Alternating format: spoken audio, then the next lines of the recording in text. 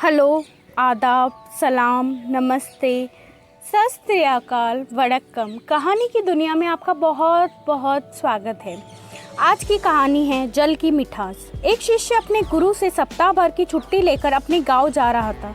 तब गांव पैदल ही जाना पड़ता था। जाते समय रास्ते में उसे एक कुआं दिखाई दिया। शिष्य प्यासा था, इसलिए उसने कुएं में पानी निकाला और अपना गला तर कर लिया।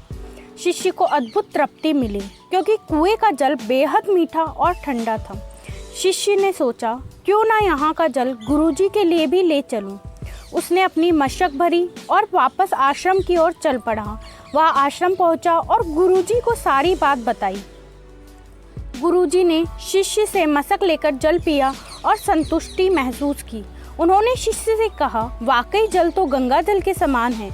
शिष्य को खुशी हुई। गुरुजी ने इस तरह की प्रशंसा सुनकर शिष्य आज्ञा लेकर अपने गांव चला गया। कुछ ही देर में आश्रम में रहने वाले एक दूसरा शिष्य गुरुजी के पास पहुंचा और उसने भी वह जल पीने की इच्छा जताई।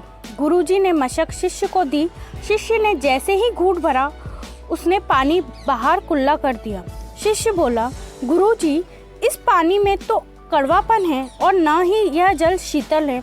आपने बेकार ही उस शिष्य की इतनी प्रशंसा की। गुरुजी बोले, बेटा, मिठास और शीतलता इस जल में नहीं तो क्या हुआ, इसे लाने वाले के मन में तो है।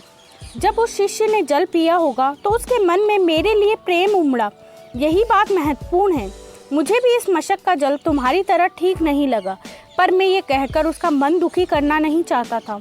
हो सकता है कि जब जल मशक में भरा गया तब वह शीतल हो और मशक के साफ न होने पर यहाँ तक आते आते यह जल वैसा नहीं रहा।